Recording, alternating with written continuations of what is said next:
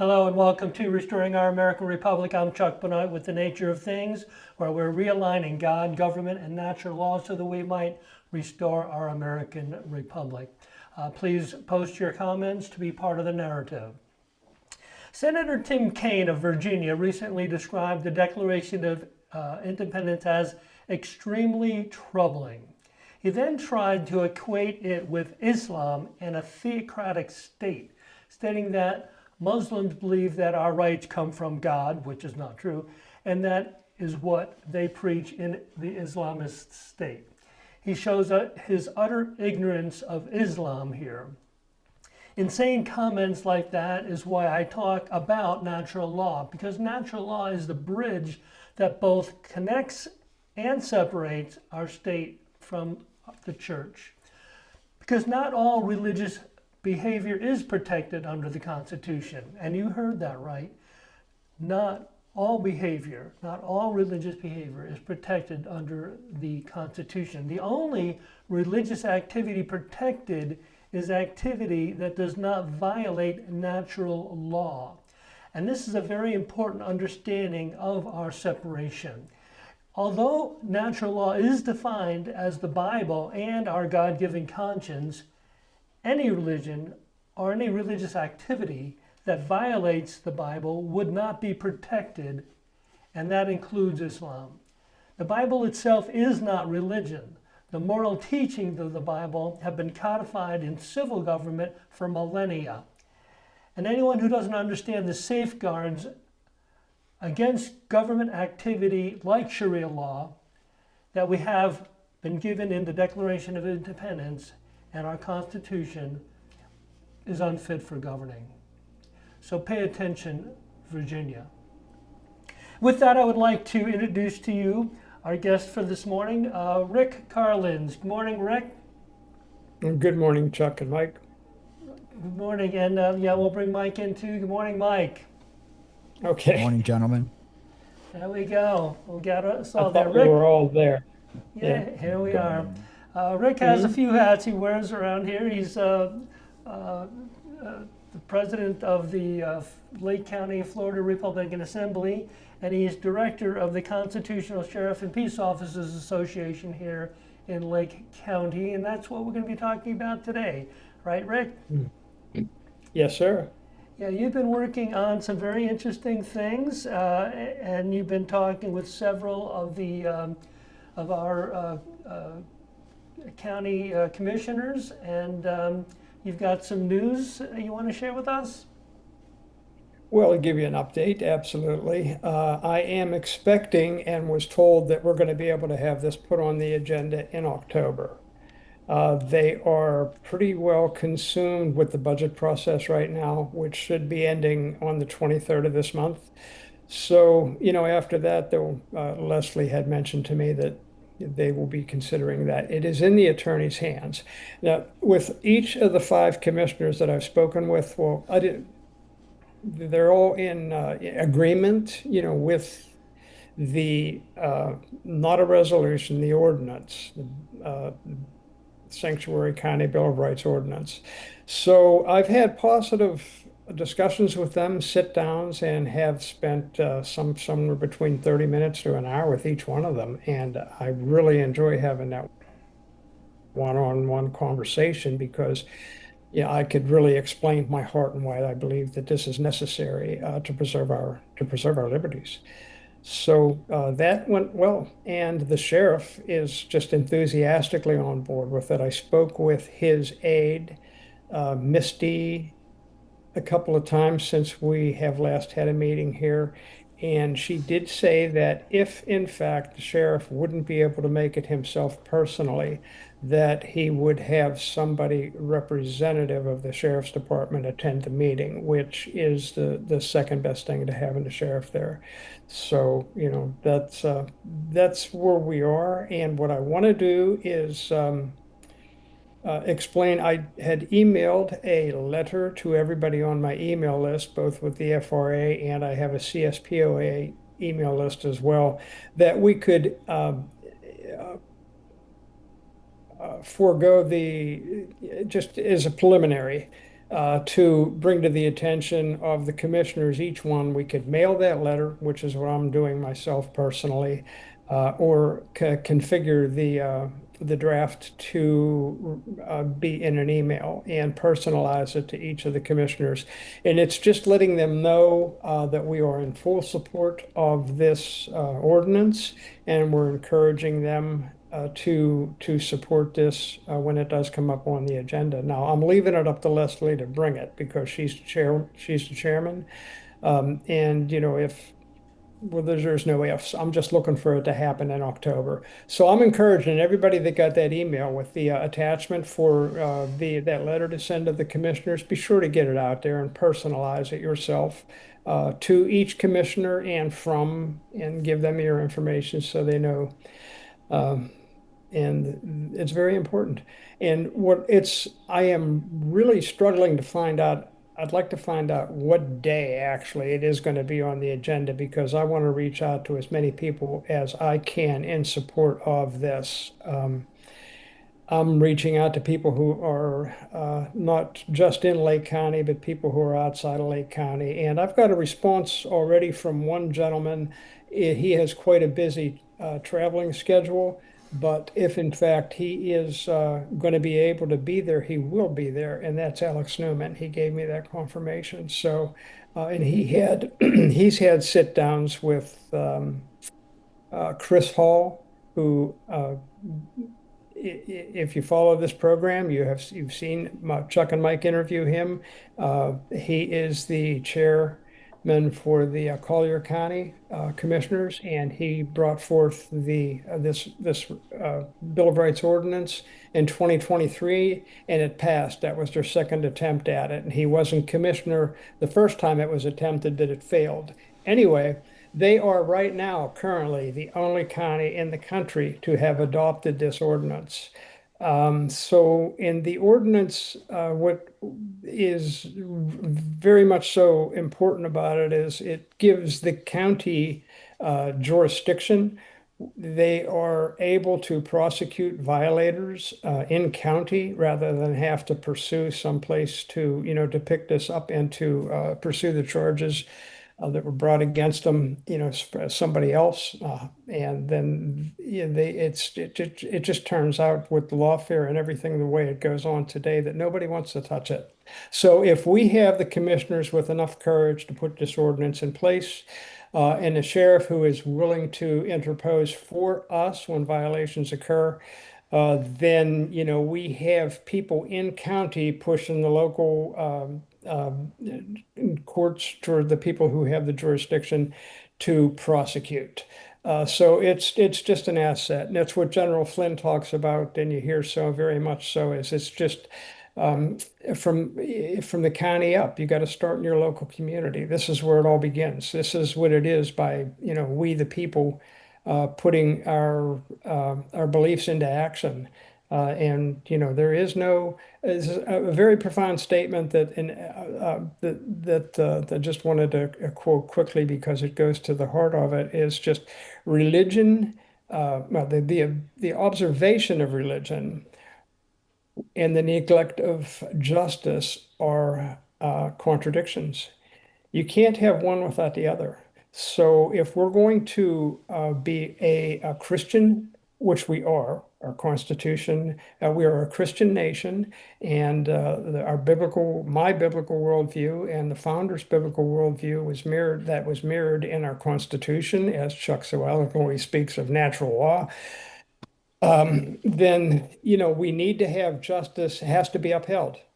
So, and as it's obvious to me that it's just not the case in our republic today. It's not justice is blind because who seems to be being persecuted right now and falsely charged, and as I say, persecuted are people that are standing on the side of our first 10 amendments, our God-given liberties. So we need to and it needs to be the people that are pushing for the just laws to be enforced and not to allow this this tyrannical takeover of that what lawfare is just a way of shutting up those who want to attempt to be courageous and speak what is right and true. Uh, and a very tragic example of that is what happened yesterday with the assassination of Charlie Kirk, who God so eloquently endowed with the wisdom to be able to communicate, and that takes work and study. But he was endowed with that fundamental knowledge and knowing of the difference between right and wrong, good and evil. And he was too eloquently um, and successful with that, and he had to be shut up. So, Very, very sad for sure. yeah. We might want to just mention that there is a vigil tonight for him up in Tavares at the Mhm. historic courthouse, and that it was at 6:30, I believe. And Yes. Anybody who's up in that area would, if they would like to honor Charlie Kirk, it's at the historic courthouse, 6:30. So you have, in regard to your ordinance, you have a letter that you've drafted. I was actually able to post it in the comments, post a link to it through the Liberty Citizens Alliance website. Um, and you would like people to, copy paste this letter and send it to all of our commissioners? Absolutely, Chuck. They could paste it, or if it's a PDF or a document, they could take it and adjust it to personalize it more if they would like to. And I don't want to take full credit for drafting that letter. It was pretty eloquently written, although I am completely, and totally on board with it. But Bill had drafted that. Bill Mitchell, the Florida director, he drafted that.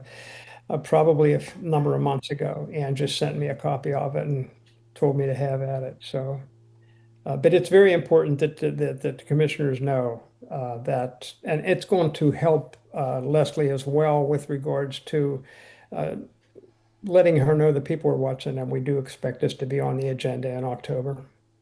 So it's very important to do it. There you go. Now, I do have a copy of the letter kind of in front of me, and it is a full page, 8.5, 11 page, but there's some interesting comments in it. Again, it starts out with the writer being a concerned citizen and resident of Lake County, and it goes on to talk about the importance of this Lake County Bill of Rights ordinance. Now, the fact that it's an ordinance gives it a little bit more weight than if it was just, you know, a simple comment or a pleasant thing that the county wants to do, like have a special day or anything. This has got the effect of a law, right? Yes, as I said, as I'd mentioned it, it gives jurisdiction.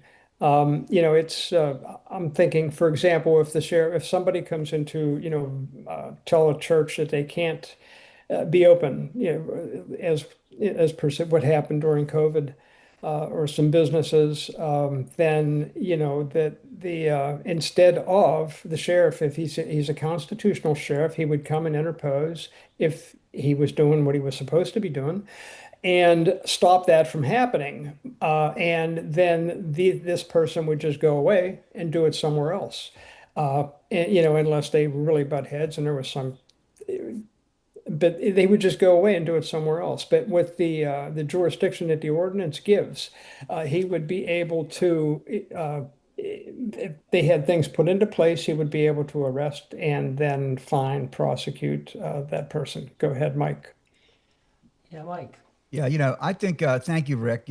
I think people don't really understand the problem. And, you referred to jurisdiction, Mhm. but I don't think people really understand that when you have a violation of your Bill of Rights in the United States Constitution, that when you attempt to enforce your rights, then in local jurisdictions, they're going to say that's not a local law. Therefore, you can't be, this can't be tried in a local jurisdiction because it's not a local law. So you have to go to the federal level to get your basic Bill of Rights enforced. And I think people don't really understand that. You know, you are so immersed in this that that this is just something that, but a lot of people don't really understand the concept that you can have a right that's a federal right that is not enforceable in a local court, or local district attorneys just won't touch it because they realize that they don't have a law to rely on to enforce your rights under that law because it's a federal law, not a local law. So maybe you'll talk a little bit about that, Rick, and just because I really don't think people understand. I didn't understand it until Well, recently. mhm. No, and that's, yeah, that's what I'm trying to say. And you've cleared up a lot of that right there, Mike. But the thing is, it's to move beyond our county to look for courts to pick something up.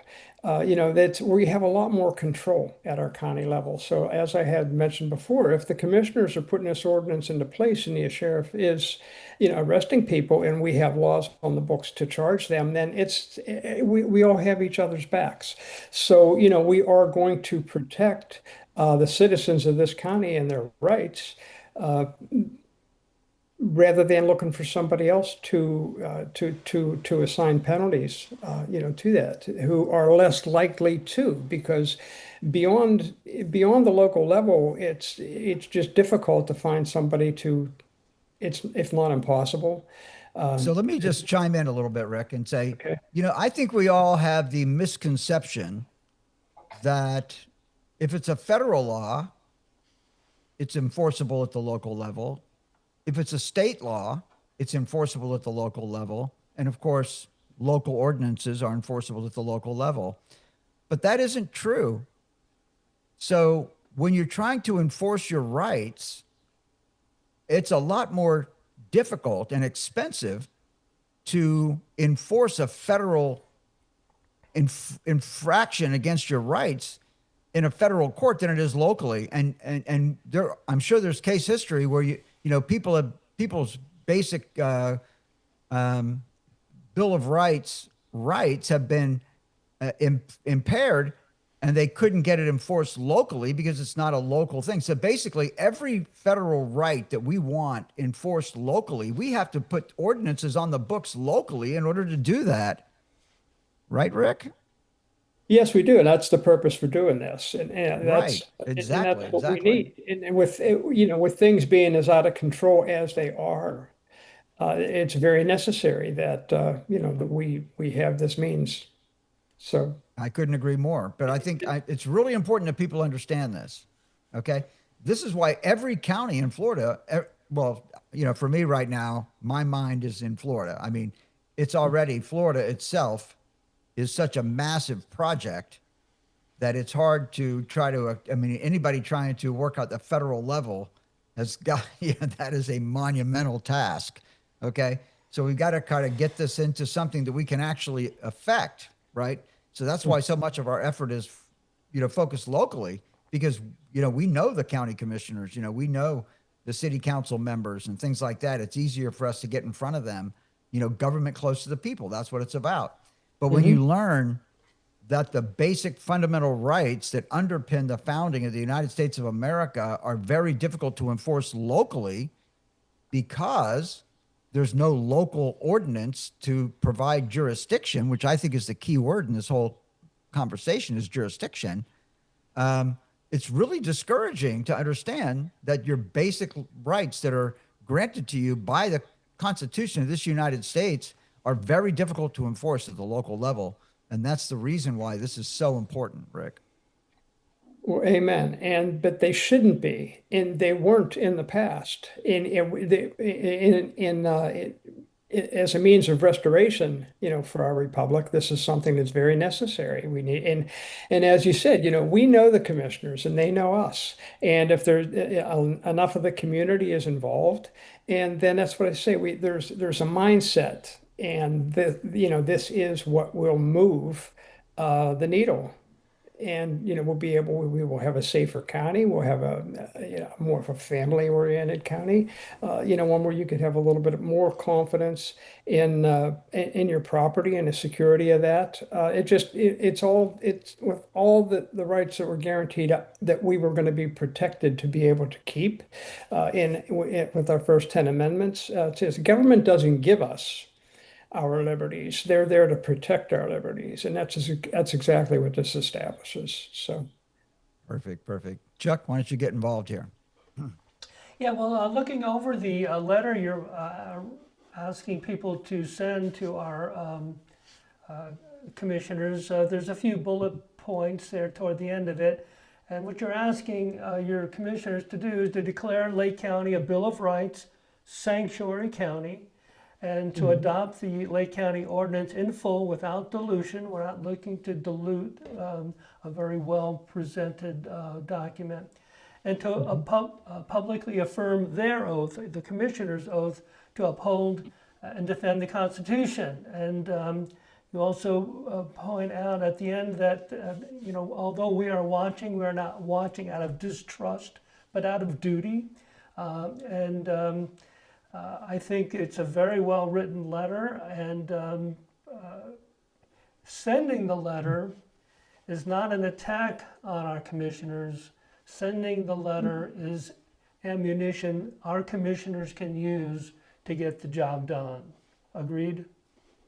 agreed, totally. And that's for them to let them know that they have not only our desire for this to take place, but that they're going to have our support and backing, and further, adding legitimacy to the ordinance after it's in place, because this is the mindset of the community, the people that they know who are involved, and they know us and they know we're all involved. So, and the others that they're going to just be meeting, hopefully, in the room, making comment for the ordinance when it does come up on the agenda. So yeah, it's extremely important. It's just that's that whole mindset. That's the ideal that it is that we are upholding and are committing to uphold in our county. And thank God our sheriff's on board with it. I was just very enthused that he was as enthused about it as he was whenever Bill and I spoke with him.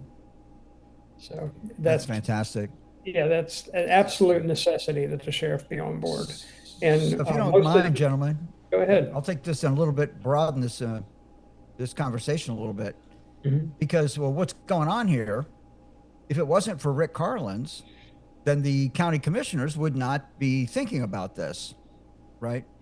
So I just want to expand the conversation a little bit because Rick has brought other issues to the attention of the Board of County Commissioners, for example, and they have acted on some of those other initiatives as well.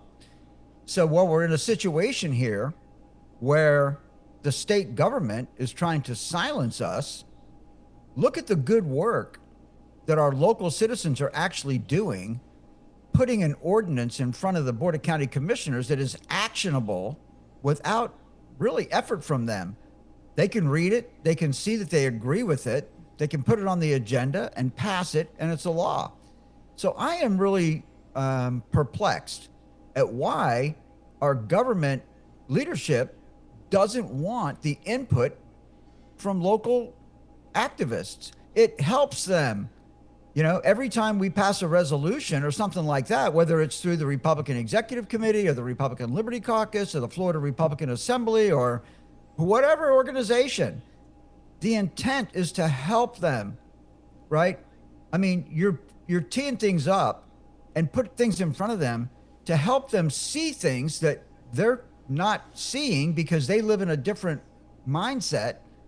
And the resolutions that are proposed to them by citizens should be helpful to them to help them govern.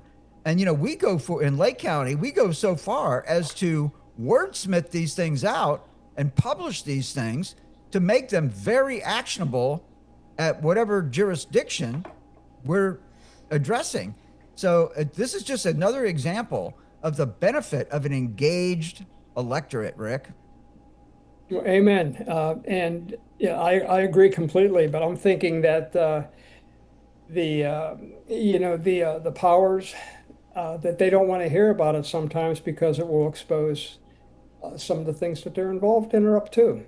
I I don't, agree. we must manage our government. It's ours to do. And the only reason that whenever I bring something up, Mike, it is just to um, I'm a patriot because I'm a Christian. I'm a Christian first, and because I know the difference between right and wrong. And in everything, there's a right way and a wrong way, as you could call good and evil or whatever you want. So when we have allowed, the good people have sat back and allowed those who are trying to steal and plunder. And that's what they're doing. They're enriching themselves. So they don't want to be exposed and they don't want to lose the control that they're doing. And I mean, I try to, there's so many things that are involved and, that were, for example, you being involved with the real estate aspect of it and so forth and just what they're doing with uh, the, uh, the high density, complexes that they're trying to build. It's all about control and money, So we need to just have them secure our rights. It doesn't need to be any more difficult than that. And some very Exactly. basic things, but we need to be in charge of what it is that they're doing. And we're not in charge right now because we really don't have any say in our RECs. So we're all these groups that it is that we're involved in. This is what we're doing, and it's a matter of prayer and, commitment for us and as a duty. And we need to face those that have taken the power away from us and put it back to where it rightfully belongs. It's in our hands so that we can live rightly. So I don't know if I Yeah, I know. Yeah, you just said it, Rick. That's deviated really great. too far away No, you're from good. your point. Again, that's the point because that's really, It really is the what you're point. asking for with this ordinance is a very basic thing. It's Basically, a what you're must. saying is that Yeah. all of the protections that we have under the Constitution, we should Yes. have those. In order to have them enforced, it is mandatory that we have these things passed locally so that Amen. they can be enforced in a local jurisdiction. We don't have to go to Washington, D.C. to get our basic rights of free speech and et cetera. All of the rights that are granted to us under the Bill of Rights enforced. That's what we're talking about. And my point is that without guys like you, Rick, the county commissioners would not be on their agenda. The sheriff didn't wouldn't bring it up. So we need the citizens of this county and this state and this country to be involved, as you just pointed out, in our government, so that everything that needs to be addressed gets addressed, and we actually make it easier to do it because we work out the details and submit it, right? I mean, Mhm. it's amazing. You're just making your legislators' job a lot easier when you draft this stuff up and put it in front of them and address the pertinent details. It makes it just goes right into bill drafting. Mhm. That's my point. Let's make it Right. easy for our legislators to get stuff into bill drafting. Mhm. But accountability is so important. I mean, you have to have justice. There's judgment and there's justice. And we just, I'm so unsatisfied with what's going on, in the nation, in the higher ups and so forth. There's been no arrest with regards to the COVID tyranny that happened and that bioweapon. So there's been no arrest there. There's been no arrests in the Epstein case. There's a lot of things that there hasn't been anybody really held to accountability yet. So President Trump came on and he said that he wants to have an executive order, for one paper ballots, watermarked, just the safe election, citizens only, one day, just the way it's supposed to be. And we're not getting any support for that. So these things are kind of out of my control because they're up there, though they hear my voice. I do whatever I can to ring their bell on that. But I have control over what I can do a little more so in my community. So, the justice and accountability we could have here, we have a sheriff that's willing to protect our First 10 Amendment rights. And we need to just sort of just light that fire again, Yeah, where people I love agree with you liberty, 100%. love freedom, and realize that it must be maintained. It can't be maintained unless you stop the bad guy from coming in and taking it from you. That's what it's Right. all. Couldn't agree more. Chuck? Pretty much. So we're pretty much at the end of our time. I didn't know, Rick, if there was anything specific you'd like to close out with. I will just remind everyone that I posted a link through the Liberty Citizens Alliance webpage to the letter that you would like people to copy, paste, email, mail to our county commissioners. You can find the county commissioners' emails very easily on the website. I don't have that website right in front of me, but the Lake County Commissioners website, each and every one of the commissioners' emails are very accessible. And other than that, Rick, do you have any closing comments? Well, yes, I do. If you're going to send a letter, you could just call the commissioner's office because I just did, and I don't have it in front of me right now, but there's a PO box that you could send to, and just attention to each commissioner, and go ahead and send that letter, and it will get to each commissioner. And the other thing is, I am I'm not a very patient man, but I'm trying to find out a date, but when I do find out the date, I am going to reach out via email and everything. And we need to have people in the room when this goes on the agenda. So, I'm going to there'll be word out all throughout Lake County with emails and different groups. But just attend. We really need to have you attend. So that's it, Chuck. So, Mike, do you have any closing comments for us here? No, I think Rick did a really good job summarizing all that. I'm sure there's lots of other stuff to say, but I'm going to turn it over to you, Chuck, so you can close us out.